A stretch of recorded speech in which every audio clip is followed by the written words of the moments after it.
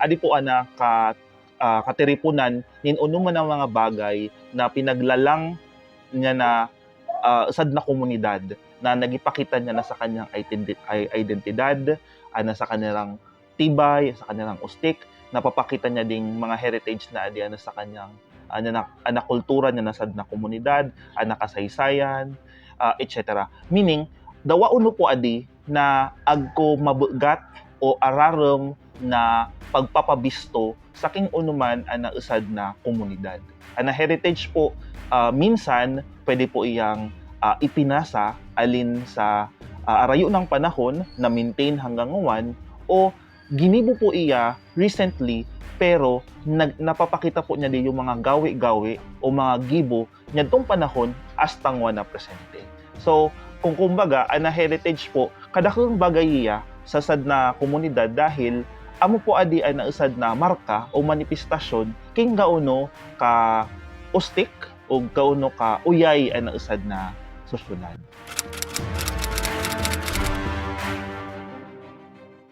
Diri sa ato na banwaan, kadakol. Actually po nga ni kaso nag-conducer kami yung initial mapping activity kaso way back 2015 or 2016 kadakal nagluwas poon po didi sa poblasyon hasta sa mountain sector tsaka sa lake sector kadakal po katang cultural properties ag heritages pero siguro tanganing mas madali tang maintindihan magtaw lang kita nin magkapera tanganing maano lang yung interest ng mga tao. Pun kita sa mga familiar kasi ana heritages po o na cultural properties niluwas iya sa iba't ibang forma. Siguro po ana heritage pwede po iyang mga nakakaptan ta o mga hindi ta nakakaptan. Ano ta po dyan, in technical terms, tangible and intangible. Aguman po mga heritage na natural, ibig sabihin, pwedeng tanom o mga ginibo niya mahal na Diyos. Or tinugdas o tinugrok ng tao. Ano ta po dyan in technical terms, natural and built heritage. So, sa upat na ito, dili sa buhi kadakil. Punan ta po gayud sa mga familiar, syempre di ta na pwedeng alin na simbahan, na lumang simbahan dili sa buhi, muna diyan na sa atin na old na munisipyo, mga old houses dili within the population, aron po niya na bagay niya na mga ni Buboy Claveria, bagay niya mga sahurda sa Santa Elena, actually po pati ruins dawa ragba na iya pero dahil munaan pa yung kabilugan niya o ago pa natutada pwede iyang i-consider as heritage. Halimbawa adto pong lumang arko nin simbahan sa nin sementeryo sa San Pedro, heritage po ato. Dawa po nga ni ana site o lumang yung ruins niya na bagay niya mga Garcia tsaka mga Infante, pwede tapuan i-identify as something na heritage pero classified iya as ruins. Sabi ko nga ibaga po heritage aggoya iba't ibang forma. Pwede pong natural, halimbawa Lake Buhi, yung piba no tangawan collectively as Buhi Wildlife Sanctuary, natural heritage tapuan. Sinarapan, natural heritage naman, classified as a species. Aside dyan, dakal man din po ng mga di masyadong familiar ang mga tao. Halimbawa, didi sa buhi, didi sa nakikita na usad na klase nin agas na piba no tang dog-eared snake. Sad po yung klase nin di pa ya ma-share to kasi nga medyo kadipisil na hanapon. Di ma-share to kung adi rimuranan o ijaw na klase pero sigurado po adi po sa lawod na bubuhay. Mayang sabi yun, sad po yung klase ng dakang agas na nagilangoy. So, dyan po kunan sa pati sa mga patngod ng agta na usually kaya pinagira ko pa di ko isi kung adi po pinagikaon o adi pinagigraan dahil nga delikado. Pero adi po didilangan mahanap sa buhi. Aside sa buhi, yung ibang klase niya nasa Australia na nakikita. So, dakang bagay din po. Ano pa mga hindi masyadong familiar sa sa atin. Siguro po ading sa atin na mural, ano po, dakong bagay po usad po yung klase nin built heritage, pero classified po iya under visual arts. Kasi po kung isita kung si Say nagpinta niya adi po si sad sa pinakamatibay na o pinaka baano pong ay sa kanya sad sa pinaka-importanteng Bicolnon na para pinta sa bilog na rehiyon siguro sa bilog na nasyon, si Sir Roger San Miguel sanguwan ikitaya as kwalipigadong maray na pwedeng maging national artist. So ading mural na ang iba pang ginibo ni Sir Roger San Miguel pikita na as cultural properties or heritages dahil sa bugat niya na titulo na kapot niya. So in kaso na iya madeklara bilang sad na national artist, sakita ko gayad pong mural mo po pinakadakang Roger San Miguel na painting sa bilog na nasyon. So magiging dakang orgulyo yan na banwaan. Nandyan man din po yung parola niya na San Buena. Aside dyan po, pasok din po sa mga heritages atong mga intangible arag po baga niya pag-abo. Pag-abo recorded na po since 1800s. Pinakaunang nag-record niya sa atin na pag-abo dito sa buhi. Usad na German chronicler si Fyodor Hagor. At sinabi niya, siguro di kita masyadong familiar niya pero sabi ni Fyodor Hagor sa kanyang record, di ko no sa buhi nakahanap pinakamanipis na klase ng inabol na pinya.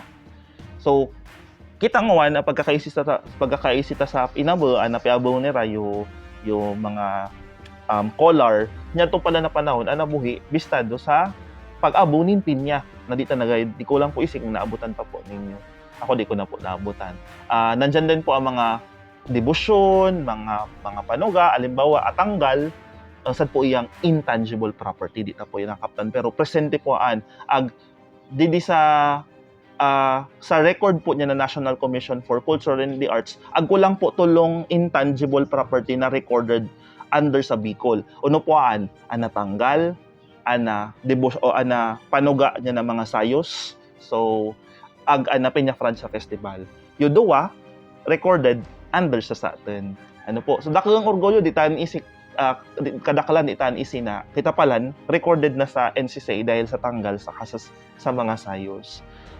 Debosyon ta po sa San Francisco, kay San Antonio, hasta ki Nuestra Señora del Punto Socorro ng Juan Coronada na leg din po iya. So ano pong muyang sabihin niya na kin imamapata po na nagibutan na po nga ni imamapata ding mga properties na sa atin na banwaan. Ripunpun po nguwan concentrated iya na nasa poblasyon. By the way po pala, medyo siguro magayon man nabanggitan medyo pag abot sa history medyo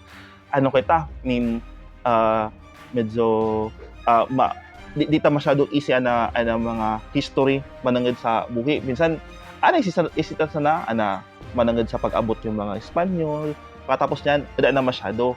Pero didi sa buhi pala nagtry akong mag-research kita mga local battles na nangyari. Ago pa lang kita niyaan didi sa buhi na consider din again it's an intangible property. Pong battle na o ralabanan nangyari po sa barangay Antipolo. Abano po ni Radide, abano yung mga historian sa battle na The Last Defense in Antipolo. Konektado po na istorya niya ding The Last Defense in Antipolo sa istorya niya na Barit Bridge, niya na old munisipyo niya na giyera dyan sa Antipolo kaso 1900s. Kasi po didi sa nangyaring giyera, panahon po din kaso pinagisakop kita yung mga Amerikano, yung mga Filipinong nagidalag alin iriga linayugay sila yung mga Amerikano hanggang makaabot sila didi sa parteng buhi. Dati po baga na barit na tulayan na natay-tay diyan kahoy. So ginibo yung mga Pilipino tanganing di sila masunod yung mga Amerikano, sinulo ni Rayo Toy-Toy na maba. So nakadalag sila hanggang makaabot sila sa Antipolo. Yung mga Amerikano na uyan syempre kay pon pa narang magbaba para makasunod. Nasundan man sa nadayday sila pag-abot po nin Marso 1900 1901 nasa Antipolo po sila mauring nagkasinarabatan. Unfortunately, syempre dahil po outnumbered yung mga Filipino, nadag sira. Ano po, kinsari sa Antipolo, nasabi lang po adto sa record, sa lugar na kinsari dakal na Burabod, a place where spring dwells. Sakit ako baka po dyan sa parteng Puungol nangyari. Da po kita marker, da basang kita tanda niyan, di ta nga naigidan pituro sa eskwelahan na adi pa na nabuhi ago ginampanan na dakong bagay sa Philippine history. Ago kita baga ng giyera. Pero di ta basang pinagi-usaro kaya pinagi-tawanin mananangad na maninigong atensyon. Kaya sabi ko nga ni kakay na imamapata, imamap out takikitan ta nabuhi grabe kadakkel sa kanyang cultural properties and heritage. Na sabi ko nga ni sa poblasyon sa naking kitan ta sa na poblasyon ripunpon. Kaya sabi ko kakay na sige kitang sabi manangad sa buhi heritage site. Kami sa bilang sad na advocate nin culture and na heritage, pinag-iingarner naman mga tao na bistowon ading lugar na adi sa aton na poblasyon siguro ago kita kayang gibuon, pwede ta po ading ideklara bilang isad na local heritage site. Sabi ko nga di ba kakay na heritage sites medyo international pagrangan, pero under sa lay pwede man kitang magdeklara nin sad na local heritage zone or heritage district. Sa paagi po niya din pagdeklara na puprotehiran ta ading mga heritage property na minsan nga di na iintindihan o hindi na isay nga ng mga hobe na henerasyon.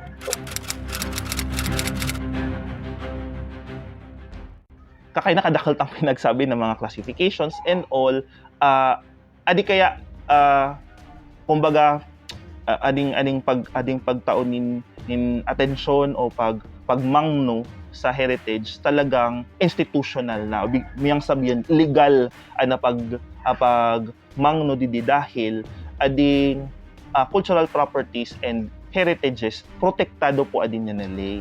So sa article sa Republic Act or Republic Act 166 or Heritage Act of 2009, adi po nga na heritage properties or cultural properties sa bilog na nasyon piprotehiran po. So kaya kakay na kadakaltang mga klasifikasyon, ano ba na basihan, paano ta ba masasabing heritage. Pwede ta po yung sa kitan sa tulong punto. Number 1, deklara usad na cultural property or heritage sa bagay o sad na lokasyon, pwede tang i-consider na cultural property or heritage kapag deklarado po iyan niya na gobyerno. Deklarado iyan niya na lokal, deklarado iyan niya provincial, deklarado po iyan niya na nasyonal, sa paagi po niya na ahensya na naagong mandato didi. Sisay po na agong mandato para magdeklara national mga ahensya sa leeg niya na National Commission for Culture and Arts, particularly po National Historical Commission of the Philippines. So amo pa to first na point, kapag regardless of anything, kapag nagdeklara na national, nagdeklara na probinsya o nagdeklara na lokal, konsiderado na po na cultural property and heritage, protektado na po na lay. Panduwa po, kay halimbawa uda man deklarasyon o dita pa isi nga min po na ginibo o nga min na agko koneksyon sa kultura ag sa kasaysayan, regardless of declaration, automatic po iya heritage property or cultural property. Anong klase? Halimbawa, adi pong lugar na adi agkon didi pinangagin sad na national hero. Halimbawa ngaya sa Cavite ato naka-star mga Aguinaldo, dawa po hindi i-declare niya na Cavite o niya na national government na cultural property atong Kawit Cavite as a cultural property. Automatic po iya sa lay cultural property. Halimbawa po monumento po niya na 15 Martires sa Naga. Dawa po ya hindi ideklara niya na niya na Naga City o niya na national government as a cultural property, automatic po pibisto ya. Nga min po na simbahan sa Pilipinas na ginibo kaso panahon ng mga Espanyol, automatic po sira cultural property. Ibig sabihin po, nga min na bagay na ginibo 50 years old and above, aba ano po natin dyan, important cultural property. Actually po, yung mga bagay na kumbaga hindi pa nabibisto o further di kay pa mabisto, piba ano po ya as presumed important cultural property. Ano pa po, aside di mga ginibo po niya mga manlilika ng bayan o gamapa, tapos mga ginibo po ni national artist. So halimbawa ngayon si Fernando Amorsolo, taga Daet iya. Yung inistaran po niya sa Daet, Camarines Norte, officialmente dawa po da deklarasyon niya na Daet cultural property po adto. Halimbawa po baga ngaya si national artist Fedes Coyogan, Fedes Belsa Coyogan Asensio na bistado tanga din taga Buhi. Tinalimbawa agguya piyesa na ginibo na nasa kapot-kapot po yan insad na relative didi sa Buhi. Dawa po ito deklarasyon niya na local government niya na Buhi o kaya niya na national government dahil ginibo po ito insad na national artist, automatic po cultural property po ito. And di po ya basta-basta pwedeng rauton o daman po kaya masyadong policy with regards to selling, pero minsan kapag naiisya na gibo ni national artist agko syempre hindi pa silang ipabakal para makabagaan. So mo pa tong panduwa na regardless of declaration or not, kapag po iya gibo po din ago po nangyaring national historical na event, kiniya po gibo nin sad na national hero or gibo po din sa national artist, automatic po. And yung pantulo po, adi po, para po maprotehiran man ng mga local, itong mga daman, usually mga daman relation with regards to national events, ngamin po na 50 years old and above, presumed cultural property niya. Ngamin po na sa kita niya na banwaan, importante para sa kanya, ano po dyan, presumed cultural property, regardless of declaration. Dawa po hindi i-deklara niya na lokal o kaya hindi i-deklara niya na national, pero dahil adi po 50 years old and above and pikita di as sad na importanteng lugar para sa banwaan, protektado po niya na lay. Ano pong example? Siguro po magtawag ng example dito sa Buhi. Ana parola dawa po day declaration ana lumang parola po niya San Buena, dawa po ya deklarasyon niya na national government. Dahil po pikita din ng mga taga San Buena bilang sad na importanteng lugar para sa kanila, di po pwedeng ragbagan. Di po pwedeng basta na sana alinin diyan. Amo po. Halimbawa kinago kita kahoy na sakita ng mga tao importante, pikita nila na adi ang kahoy na di naging saksi na niya na istorya naman bilang mga namamanwaan kinanlampas ng 50 taon, protektado po niya na lay. So di po ya basta-basta pwedeng alinin.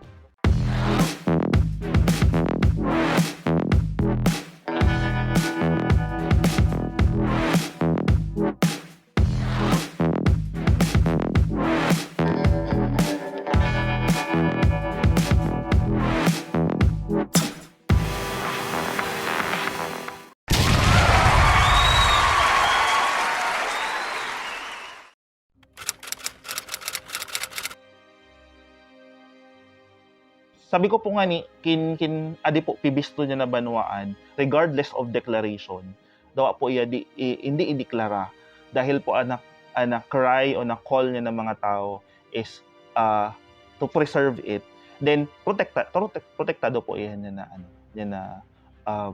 na lay.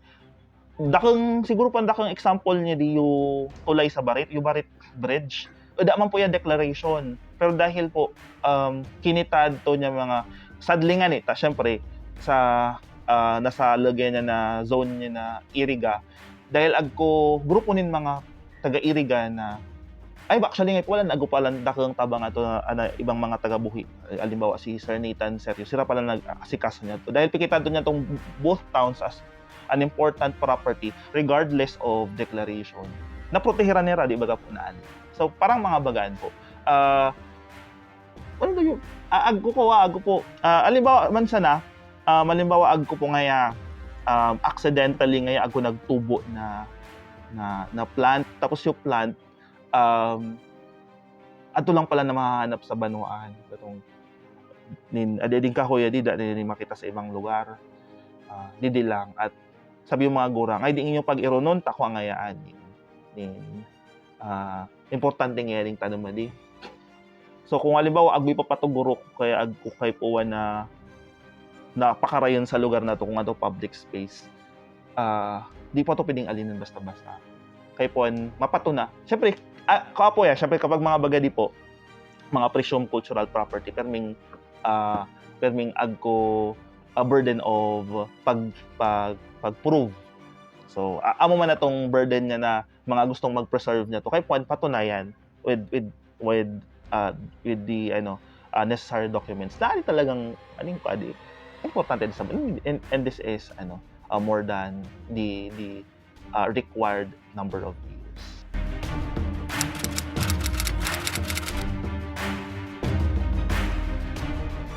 Pareho lang po with regards sa declaration simple lang din niya. Duwang bagay lang na nakabutang ato sa Heritage Act. Ana sabi ato number 1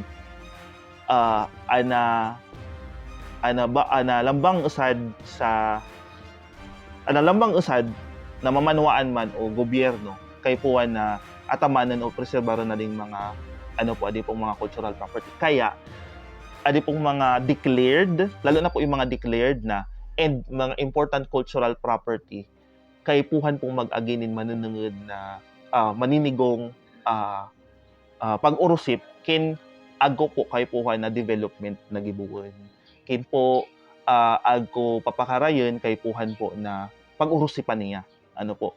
Kasi sabi ko nga kinalimbawa, yung clamor alin sa banwaan o alin sa mga tao, siraan na nagibisto kasi daya declaration So pagbisto alin sa mga tao kay puhan na ading grupo ng mga tao na adi o ading mga tao na adi maintindihan king unuan tong development na mangyayari. Dahil po sa Heritage Act nagisabi po adto na di po basta sa pagkakaintindi ko po adto, di po pwedeng ragbaon, di po pwedeng raoton, di po pwedeng baguhon, di po pwedeng tugrukan kung halimbawa building man na or earth. Sad po yung heritage site na classified as built di po basta-basta pwedeng magtugrok within 5 meters adto sa agoya buffer zone na biba 5 meters adto sa property na adto di ka pwedeng magtugrok basta-basta takay po nga ning trataran mo na lalo na kung halimbawa deklarado iyan niya na national government. Punishable by law po iya ago po kay puan danyos na bayaran pwede po ikang makulong kapag ma-violate ka dili sa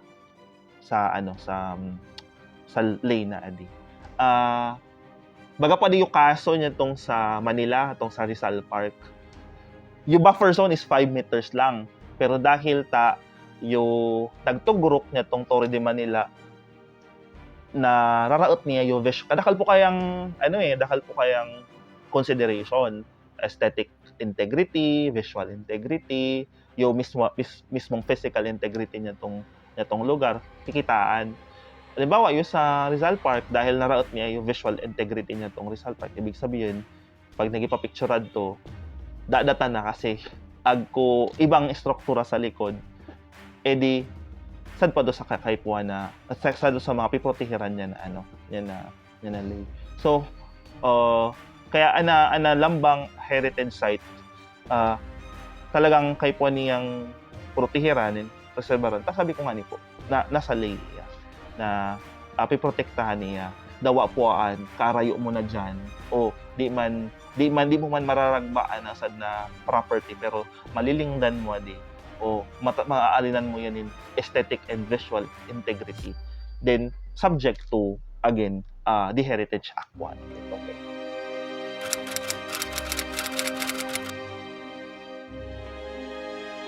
Kami po sa ah, ading sa lado niya na heritage and then cultural and arts. Magma po kami dahil yung nakaaging administrasyon agko pagmakilig sa heritage and cultural and arts. Arag man po niya ding presenting administrasyon dahil po kaso nakaaging pag-present niya tong si LUP usad sa mga mayor na nabanggit ni Radto na heritage conservation. Kamagma talaga kami dahil nailuog ni Radto sa comprehensive plan.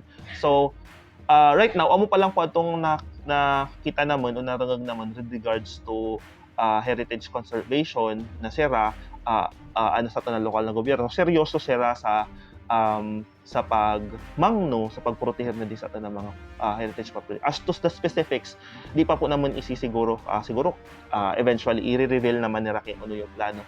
Pero kung ano po ay na dapat tanggibon, sa Heritage Act din po, ako po nakasabi. Number one, ang local government, dahil po nga ni protektado ang mga heritage sites o heritage properties, sa local government po, pimanduhan na maggibonin inventory nin nga na cultural properties and heritages. Ano ta po dyan is Philippine Registry of Cultural Properties. So, sa opisina na din po iya. Magayon po nga sa NCCA dahil ngamin po, manangad sa heritages, ago na sira institusyon, ago na sira structure. So, dahil po, piobligar nila ng mga local government na maglista, ago po sira usad na ahensya na nagikapot niya. Di amo na po yung pre-cup o pre-cup na piba, no. Dili po sa pre-cup, ago na po paagi kung paano ililista, ago na mga forma and all.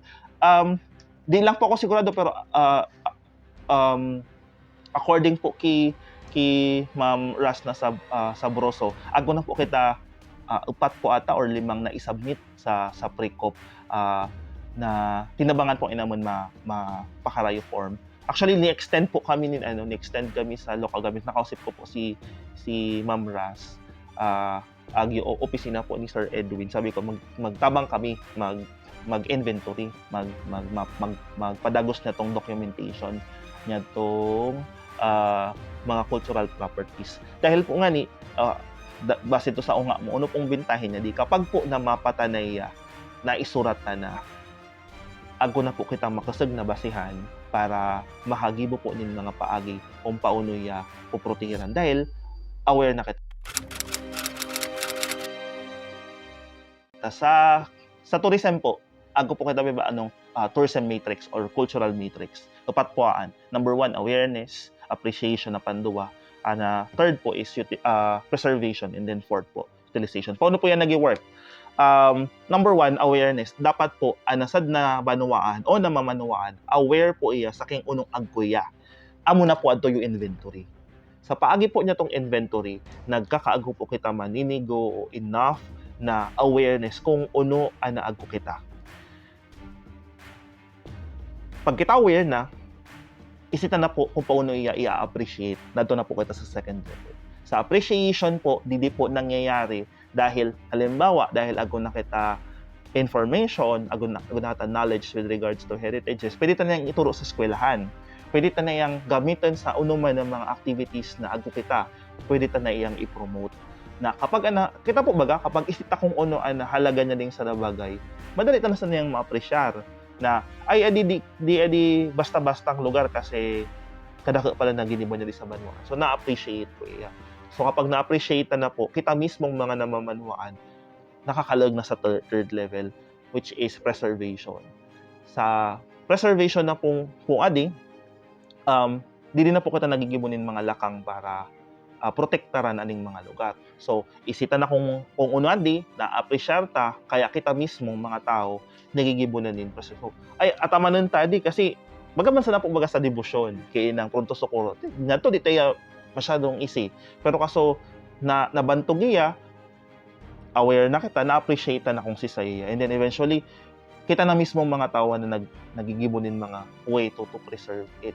So sa local government po, dakong bagay na inventory dahil didi po makikita ana historical value, ana cultural value niya ng mga bagay na adi. Kaya amo ding magiging stepping stone to preserve it. Kapag po katakal po kayang way to preserve maybe i-restore, ibalik yung dati niyang itsura. Baga po, pagraot niya na integrity niya, yung present integrity niya na luma, kundi bibalik mo lang yung dati niyang integrity as a beautiful masterpiece. Halimbawa ngayon, ang mural ta didi, kinago kita move to restore it to ato sa dati niyang design, which most of us diri sa buhay appreciates yung 1980s na itsura niya. Kung ago kita budget for it, pwede tayong i-restore, mas ma-appreciate po yung mga tao. Baga po ading sa tanang munisipyo, kung halimbawa ag kita move to restore it, actually po ahensya niya na gobyerno, na National Commission for Culture and Arts, sa National Historical Commission, nagitaw po si Ranin funding for restoration. Sira mismo ang nag-restore. Ibig sabihin, sira naghihanap din contractor, sira naghihanap din mga architects to do the overall restoration. So, baga po anyo, ginibo nila sa lubok, sa Leyte. Kaso po nagkalinog po baga, naraot yung mga century-old churches nila. Pero nakita tanguan, bilog na ulit. Baga to po mga preservation moves. Although mga dipisil na di, mga kaatas na niya di. Alimbawa, yung sa Sorsogon, ato pong dati nirang city jail, o provincial jail po ata ito, ginibo nirang one na museum. Abano ta po dyan is nung bano na nga dyan, adaptive reuse. So, dati yung city jail, ni-restore ya sa dati niyang itsura, tas ginibo yung panibagong edipisyo, pero di niraot atong, kumbaga, ginamit ya otro, pero di niraot atong integrity niya bilang usad na structure kaso Spanish period. Pwede man itong gibon dito sa sa old munisipyo, kiniya i-restore, magkakaago kita move to have adaptive reuse, gigibon tayo bilang usad na museo, bilang usad na library, malagayon po niyaan.